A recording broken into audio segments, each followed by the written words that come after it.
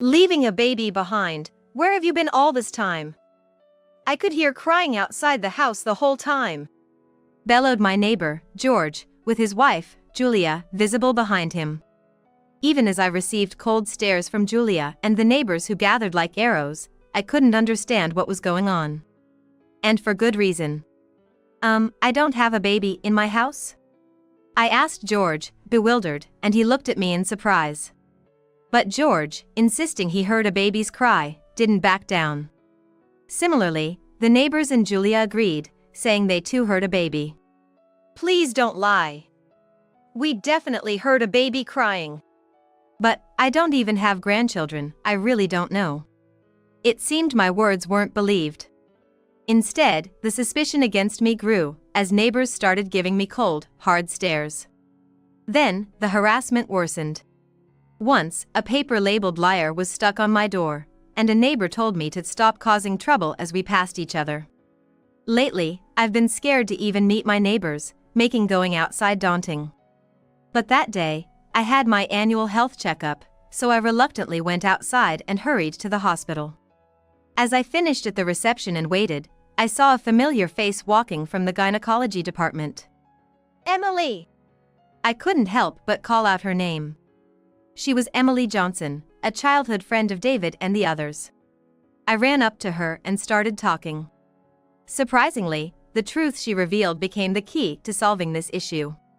My name is Susan Miller. After graduating from high school, I married a man I met through a blind date arranged by my boss at work.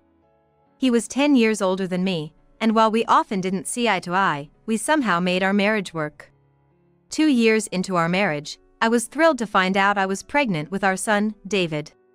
I had believed my husband would be happy too, but instead, he grew distant, refusing to acknowledge David and eventually asked for a divorce. After the divorce, I learned from acquaintances that my husband had been having an affair with a young woman who had recently started working at his company. The revelation that he had been unfaithful and was unwilling to even pay child support for our son filled me with anger. However, for the sake of my precious son, I continued to work, switching jobs after the divorce and starting a new life. Having lost my parents at a young age and with few relatives to rely on or friends to confide in, I felt anxious about raising David on my own. But seeing his smiling face when I came home gave me the strength to keep going. David grew up to be a kind-hearted and earnest young man, excelling academically through elementary, middle, and high school, and was expected to go to a prestigious university. However, he decided not to pursue higher education. Despite his teachers advising him to go to college, I worked extra shifts to ensure we wouldn't struggle financially if he chose to go. But he didn't want to burden me and chose not to attend. As a single mother working late nights, I worried him. His unexpected decision brought me to tears. I had always hoped he would go to college and learn as much as possible. Ideally, as a mother, I should have been able to support him through college, but he couldn't bear to see me work so hard anymore. Mom, I'm going to work too, so you don't have to worry about me anymore. I'm an adult now, he said. The thought of my son, who used to cry so much, worrying about me was incredibly touching. At the same time, I didn't want to make him worry any more than he already had. Once he started working, he began contributing to the household, which made it possible for me to work less. His stable job at a major company helped ensure a steady income. After 5 years of working, David married his childhood friend, Rhea, a kind and caring woman who worried about me and suggested we live together. David had been talking to Rhea about me since they got married. They even bought a new house for us all to live in together. So, I moved out of the cheap apartment I had lived in since the divorce and started living with David and his family. I'm so grateful to David, who has grown up and become a responsible adult. Thank you for everything you've done for me, I said to him, filled with gratitude and guilt. He replied with the same smile he's always had, saying he was happy to live with me. I want to give back to you for raising me on your own. I still remember tearing up at those words, deeply moved by my son's concern. Time has passed, and now David has been promoted and is doing well at work. I had hoped to see my grandchildren, but since both David and Rhea work, they haven't had children yet.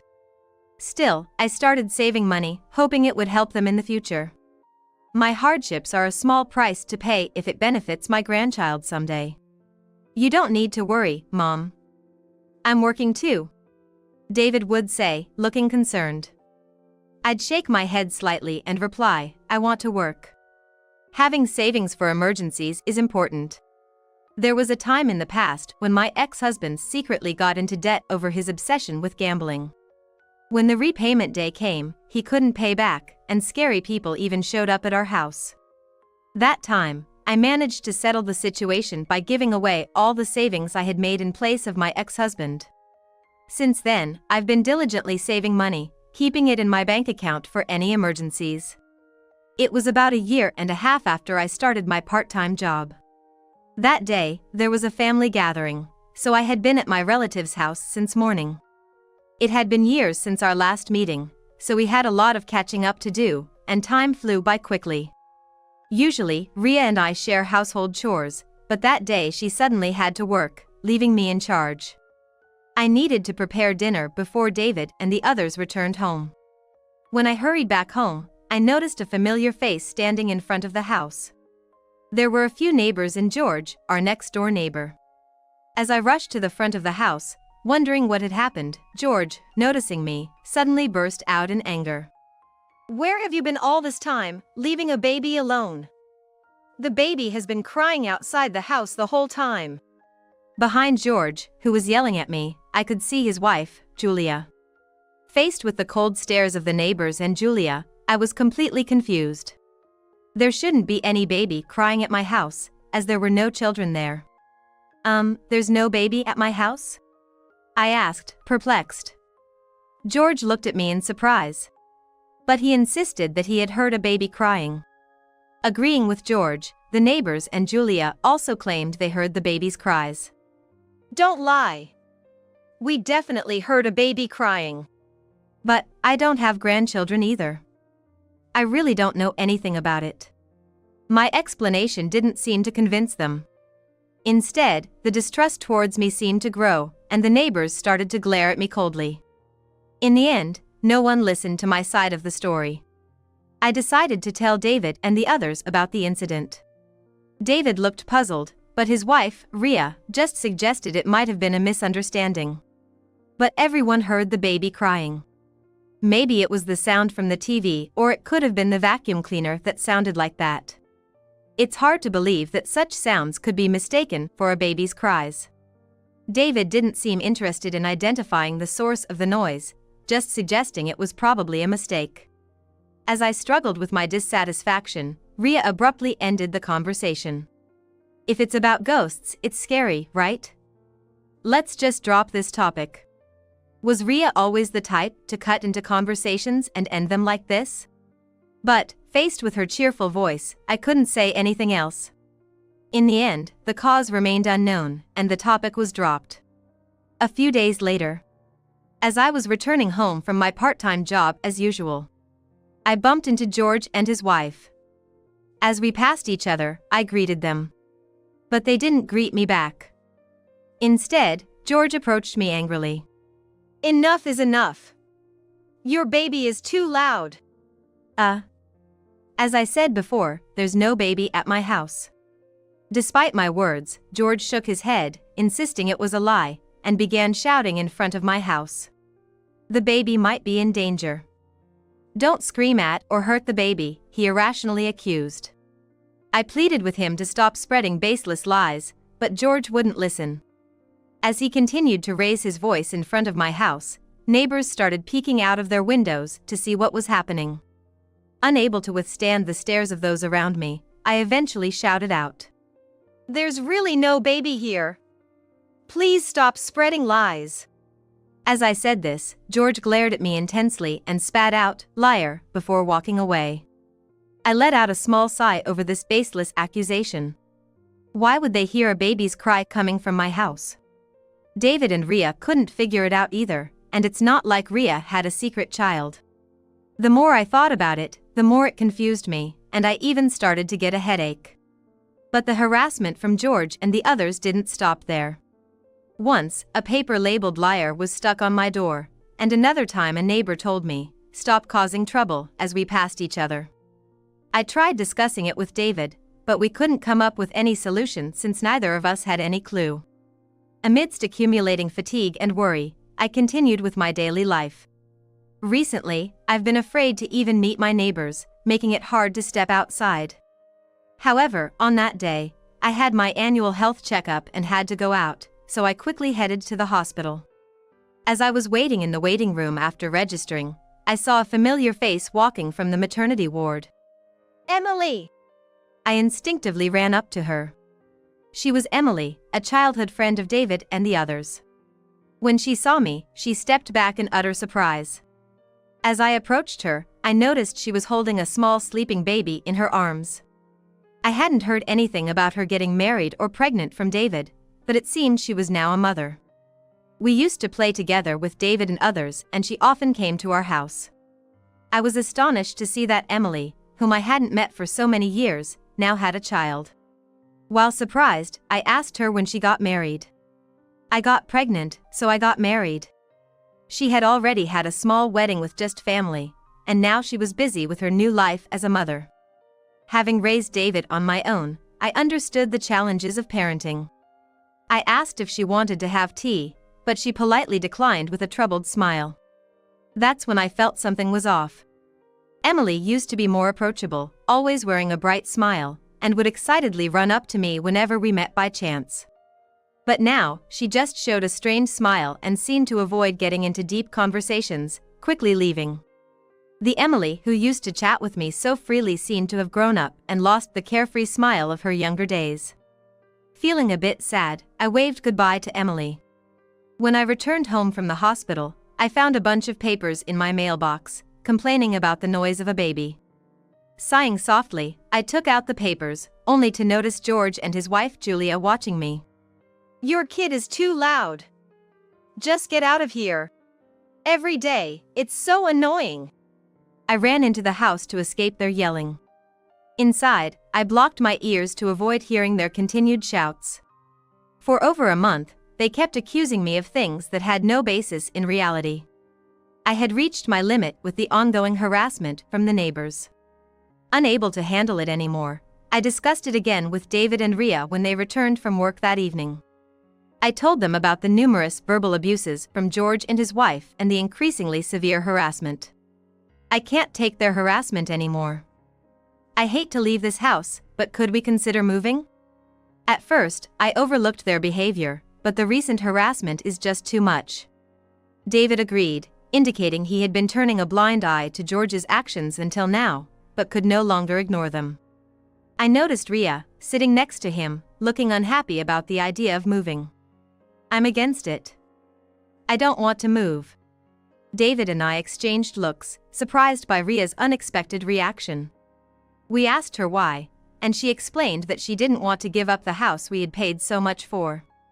She said she didn't want to waste money buying a new place, especially since they were considering having children. But I couldn't stand the thought of enduring the endless harassment any longer. "I'm absolutely against it. I can't imagine giving up something we've worked so hard for. Besides, my workplace is close to our home, and leaving here just isn't an option." I couldn't understand why Ria, who was always so kind, was being so adamantly opposed. Indeed, her current job was at a company she had longed to join, and both the work and the company culture seemed to suit her well. If we moved now, Ria might have to consider changing jobs, which could mean giving up work she loves. Me moving alone wouldn't solve anything. In the end, we didn't discuss moving any further, hoping instead that the harassment would stop. A few days later, I received a call about my health checkup results and, with a heavy heart, headed to the hospital. Fortunately, despite my age and David's concerns, there were no abnormalities found in my health. Relieved that the stress from the ongoing complaints hadn't manifested physically, I let out a small sigh while waiting for my bill. That's when I spotted a familiar face sitting with a baby in her arms. It was Emily, looking down at her baby with a dark expression and sighing repeatedly. Once so cheerful, I wondered what had happened to her. When I approached her, she seemed startled. She tried to speak but then awkwardly turned away. I sat down beside her, close enough to offer comfort. You seem down. Is something wrong? Emily shook her head and simply replied, It's nothing. But her demeanor suggested she was hiding something. I looked directly at her and said, Please, I want to help you. If you have any troubles, just talk to me. I couldn't believe such a once bright person could look so downcast. Finally, Emily seemed to resign herself to opening up, her voice heavy with resolve. I'm a single mother. It's hard raising a child, working day and night, constantly worrying about money. I was speechless at her painfully honest revelation. But if she was working all day and night, I wondered who was taking care of her child. She couldn't find time for her child, struggling just to earn enough for childcare and living expenses. Who takes care of your child when you're working?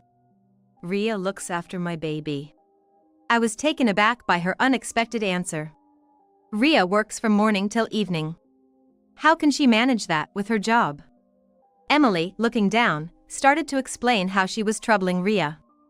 Apparently, Ria was the only one who knew that Emily had a child out of wedlock. Worried about Emily raising her child alone, Ria had offered to help take care of the child. Suddenly, George's words about hearing a baby's cries came to mind. Ria is looking after your child? Could it be? Emily hesitantly nodded in confirmation. While David and I were away, Ria had been taking care of Emily's child at our house. All this time, I thought the accusations were baseless, never imagining a baby was actually crying. Feeling guilty for thinking it was all unfounded harassment, I exclaimed. Why didn't she talk to me about this? Even a little consultation would have been fine. Emily shook her head and said she would stop leaving her child with Ria. I can't burden Ria anymore. She's already attracting attention at work because of this. It seems that Ria had been taking time off work to care for Emily's child, but her increasing absences had begun to raise suspicions from her boss. Recently, it's become harder for her to take time off. Emily declared that she would no longer rely on Ria and would take care of her child alone. I couldn't just stand by and watch Emily struggle. I wanted to help her in Ria's stead. I longed to see her smile again, like she used to. With that determination, I offered to take care of Emily's child. There's no way I can just leave you struggling like this. Let me help. Emily, tears in her eyes and looking apologetic, thanked me. That very day, she explained the situation to Ria. This would relieve Ria of the need to take time off work to care for the child, and would alleviate Emily's parenting anxiety. I immediately discussed the situation with my workplace and managed to reduce my shifts, deciding to take care of the child. The child, still very young, was quiet, ate well, and slept soundly, but initially cried loudly upon realizing I was not their mother. It reminded me of David when he was young, bringing back nostalgic feelings. But there was no time to indulge in nostalgia. I had to inform George and the others about the real situation. Hey, I need to talk to you about something. I showed Emily the papers accusing us of lying about the baby's cries that George and his neighbors had been posting. Although she looked shocked, I explained the situation and suggested we go to George's house to apologize. Emily, unaware of the situation, looked remorseful, but I was sure George would understand once we explained. On another day, Emily and I went to George's house to discuss the matter. I hoped that a proper explanation and apology might stop the harassment. As we rang George's doorbell, he answered. So, you've finally come to admit to the crying baby, you liar. George shouted as soon as he saw us. Startled, I was about to speak, but it was Emily who raised her voice. Why are you here? She asked George, her face turning pale and tears beginning to form in her eyes. She moved protectively behind me. But it was George who showed the most panic. Why are you here? I told you we were done with each other. At the sight of Emily, George's anger was apparent. Julia also appeared, asking, Who's that woman? And why is this liar here? Overwhelmed by Julia's intensity, I opened my mouth to explain the situation. But just at that moment, Emily, who had appeared behind me, glared at Julia and shouted, He's my ex-boyfriend. This child is his.